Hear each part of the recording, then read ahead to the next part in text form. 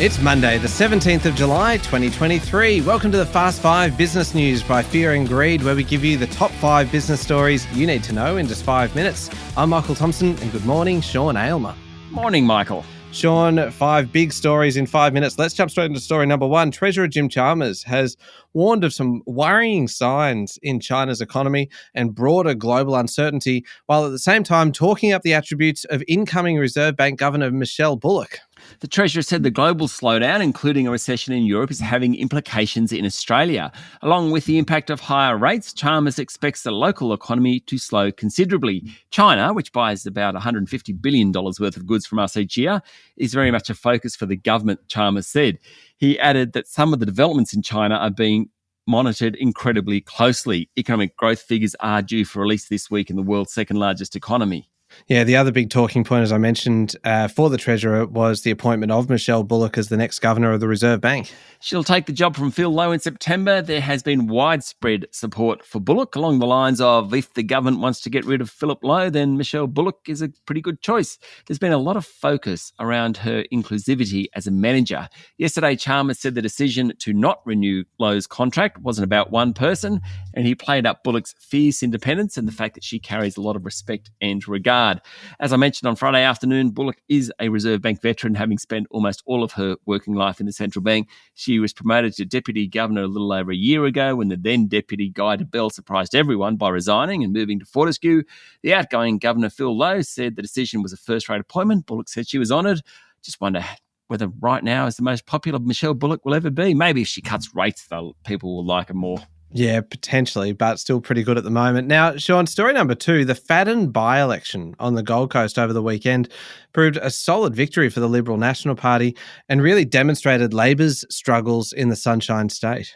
While Labor didn't expect to win the seat, Michael, which was held by Stuart Robert with a 10% plus margin, the 2.5% two-party preferred swing against the government meant the Conservatives won back a bunch of voters it lost at the federal election.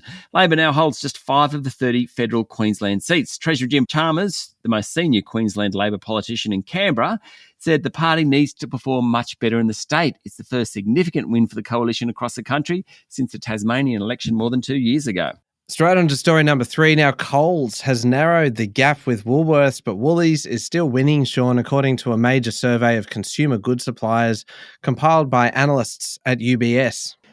The research found 41% of the 37 supermarket suppliers surveyed said Woolies had a better few last months, basically April to June 30, so a better quarter compared with 32% for Coles. But the investment bank's retail analyst said it's Aldi that's gained most market share in that period.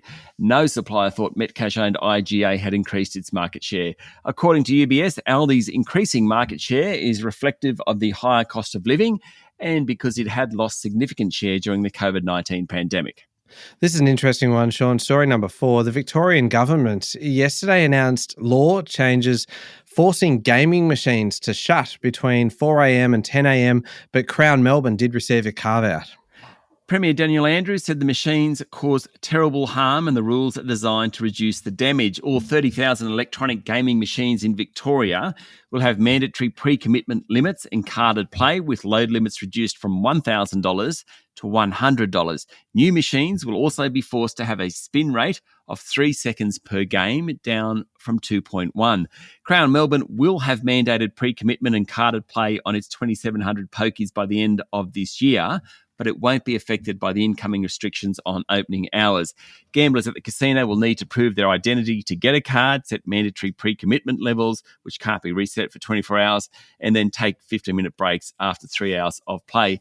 Michael, gamblers lost $2.8 billion to pokies at pubs, clubs and hotels during the first 11 months of last financial year. No wonder the government's stepping in to do something. Yeah, that is pretty confronting. Story number 5, last one, Sean. A near 75% crash in the price of coca, the main ingredient in cocaine, is contributing to food insecurity in Colombia and causing displacement as people leave areas that really depend on the illicit crop. An internal United Nations presentation seen by Reuters says that historically, cocoa crops have provided better incomes than legal alternatives for thousands of rural Colombian families, in part because drug trafficking groups often pay the costs of transport, fertilizers, and other supplies.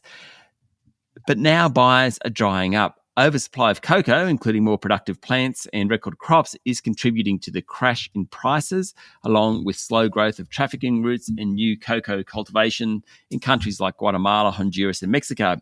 Other reasons for falling cocoa prices include territorial disputes between trafficking groups and imports of the synthetic opioid fentanyl to the United States. We don't think much about those growing the cocoa, but there are a lot of very, very poor families in Colombia who are suffering. Yeah, all right, there we go. The top 5 business stories in 5 minutes. Thank you, Sean. Thank you, Michael. It's Monday, the 17th of July, 2023. Remember to hit follow on the podcast. If 5 minutes isn't quite enough, you can find our longer daily show called Fear and Greed wherever you listen to podcasts. That also comes with a bunch of interviews. Today's interview is probably one of the biggest of the year. Michael Miller, Executive Chair of News Corp Australia, certainly one of the biggest jobs in media and certainly a must-listen interview today. I'm Michael Thompson, and that was the Fast 5 Business News by Fear and Greed. Have a great day.